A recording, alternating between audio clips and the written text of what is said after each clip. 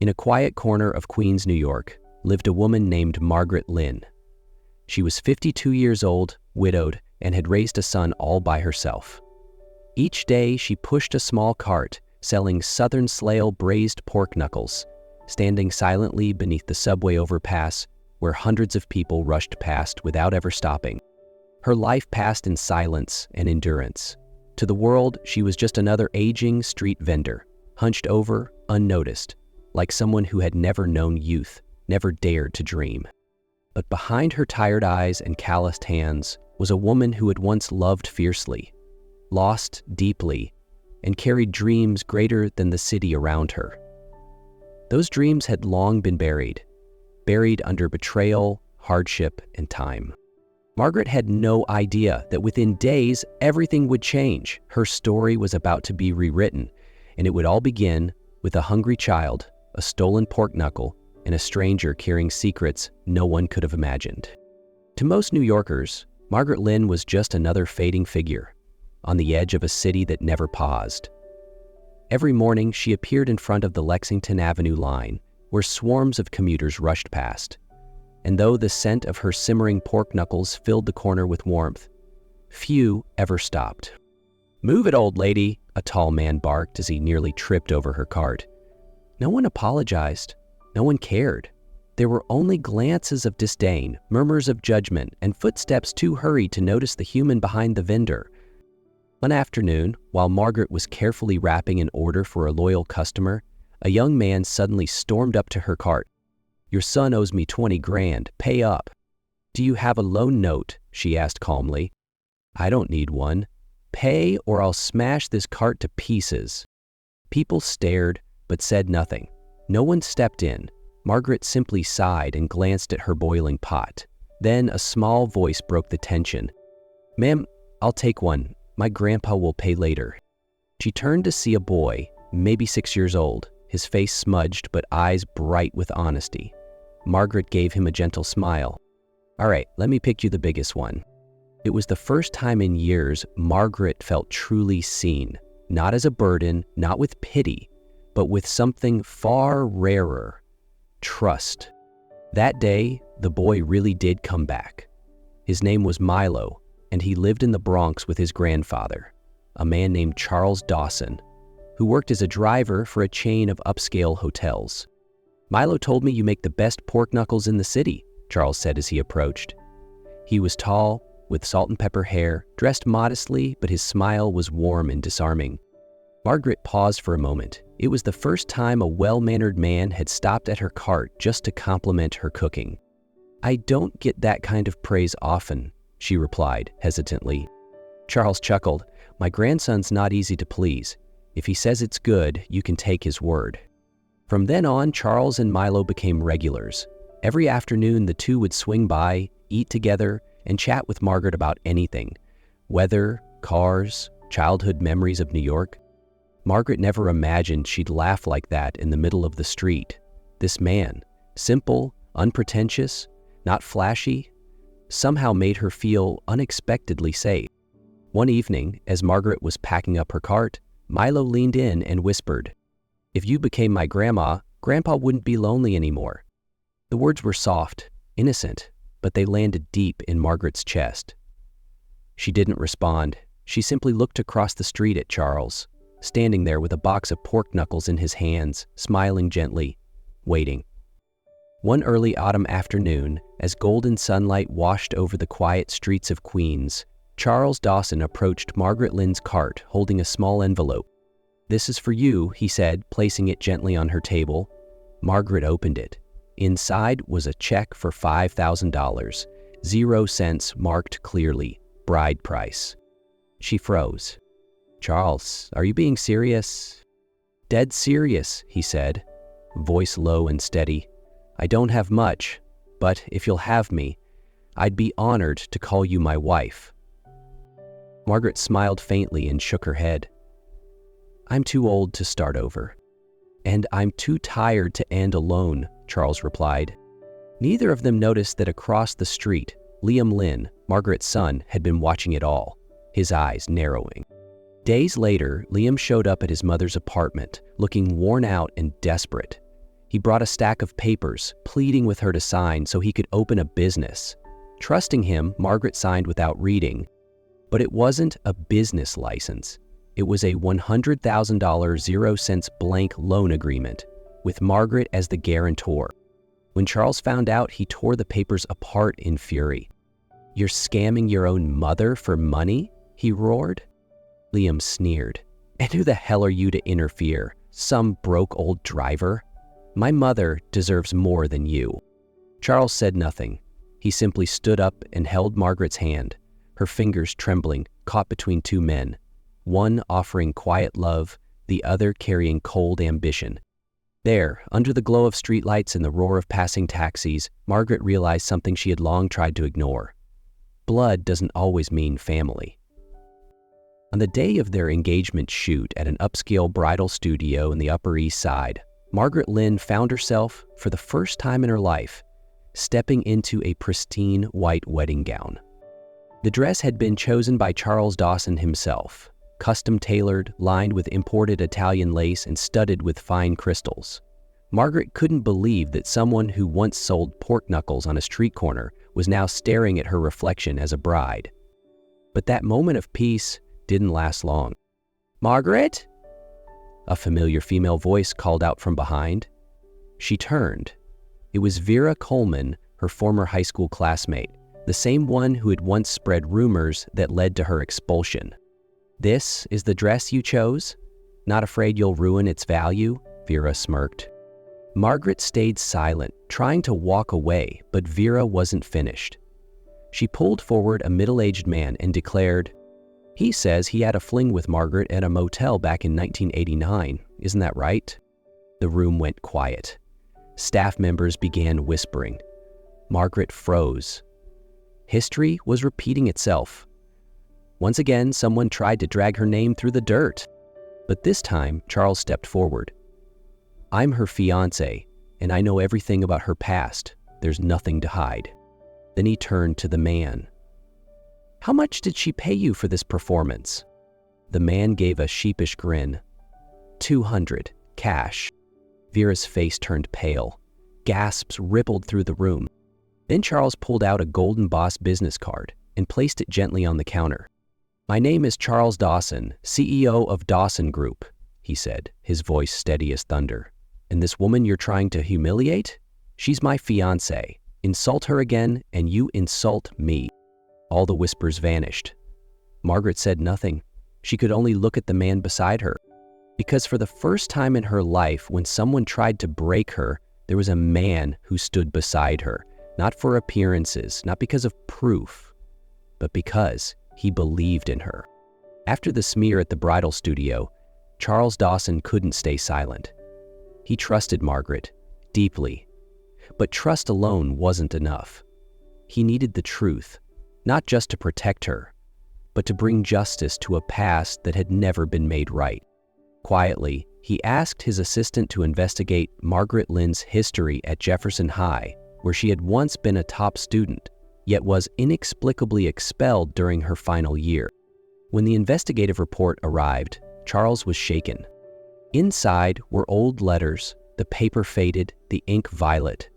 They were from Margaret, written to a pen pal known only by the name Evan. The letters were tender, full of youthful dreams and sincere affection, raw pieces of a 17-year-old girl's heart.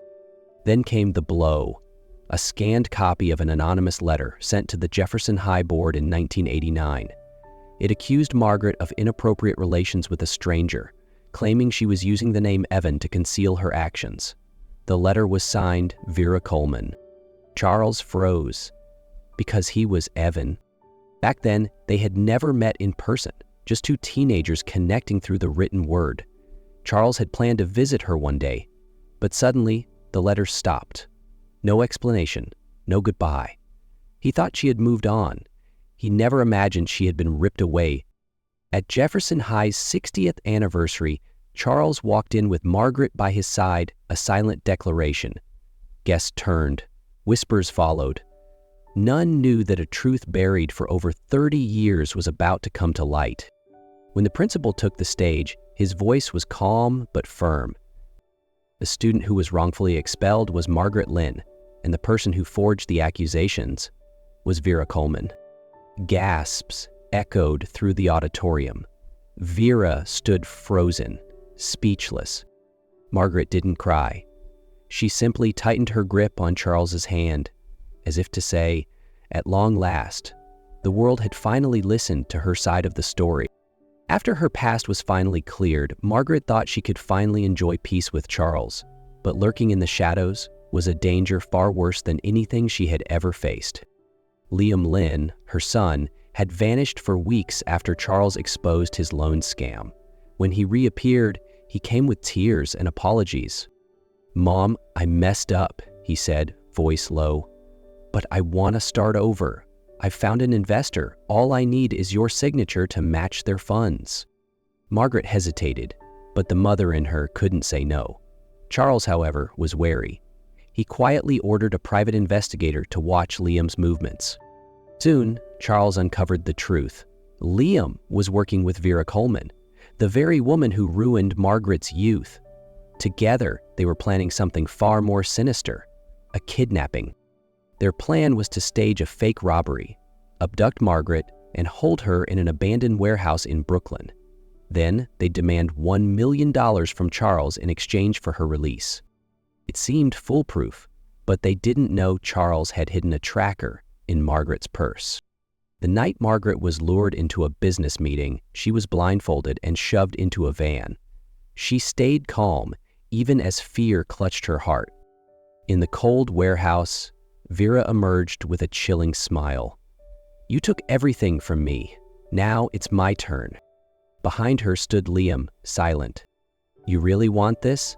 Margaret's voice cracked. "I may be poor, but I gave you all I had." Liam's expression flickered, but Vera snarled, forcing a contract in his hands, demanding a transfer of Margaret's assets if Charles didn't pay. At that moment, sirens wailed. The warehouse doors crashed open. Charles burst in, flanked by police and his assistant. "Don't touch her," he shouted. Vera was arrested on the spot. Liam tried to run, but was quickly tackled. Margaret collapsed, trembling as Charles caught her in his arms. "I'm sorry," she whispered through tears. "I never thought my own son." Charles held her tightly. "Family isn't just blood. It's who stays when everyone else walks away." As red and blue lights flashed around them, Margaret realized something heartbreaking yet freeing. She had lost a son that night.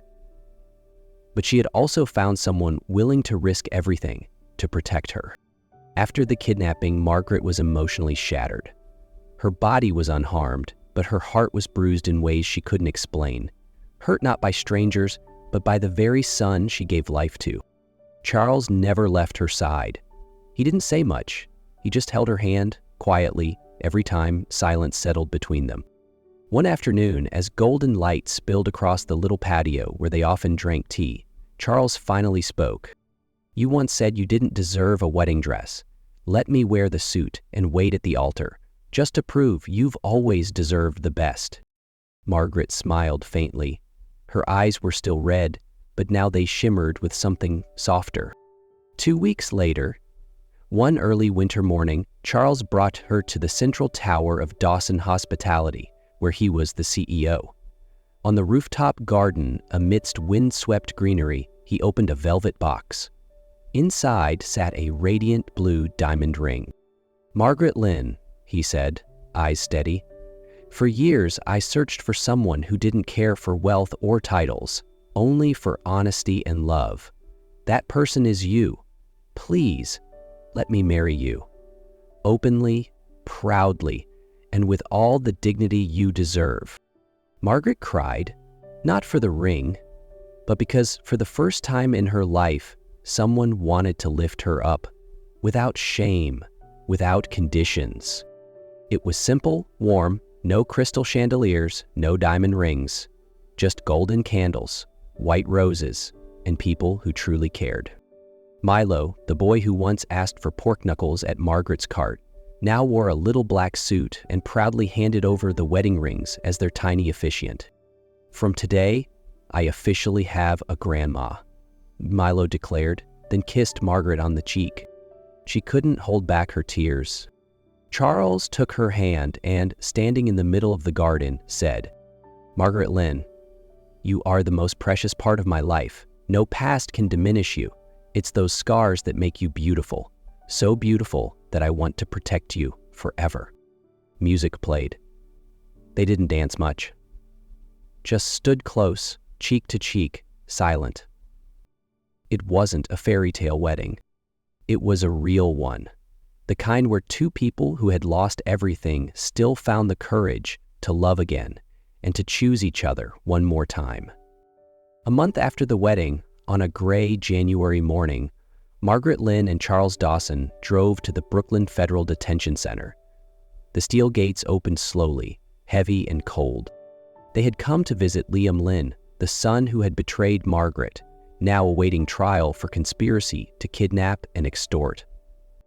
The visitation room was modest. When Liam stepped out, shackled, thinner than before, his eyes avoided his mother's. The silence hung thick in the air. Then, Margaret broke it first. "How are you, son?" Liam was quiet for a long time. Then, suddenly, tears welled in his eyes. "Mom, I'm sorry. I was selfish. I didn't think about what you went through. I only thought about money. It wasn't until I lost everything that I realized you were the only one who never gave up on me." Margaret looked at her son, not with anger, nor sadness, just quiet sorrow. "I forgive you, Liam, not because you deserve it, but because I won't let hatred consume my heart." Charles remained silent, gently placing his hand on Margaret's shoulder, a silent gesture of support. Liam choked back a sob and lowered his head. "I'll do my best here. I want to start over. If I still have a chance." Margaret gave him a soft smile, her eyes calm. "There's always a chance," Margaret said softly. "But this time, son, walk forward not because I push you, but because you finally want to stand." When they left the detention center, the sky was still gray, but Margaret's heart felt light. She no longer carried the weight of the past, only love from a kind husband and hope that her son might become a better man one day. That evening, in the penthouse overlooking Midtown Manhattan, Margaret, Charles, and Milo sat down for dinner. The boy beamed as he spoke about his art class. Charles watched Margaret in silence, his eyes full of quiet contentment. Amid the glitter of the city, they no longer had anything to prove. Because true happiness, sometimes, is simply to be forgiven, to be loved, and to have chosen the right person no matter how late it arrives.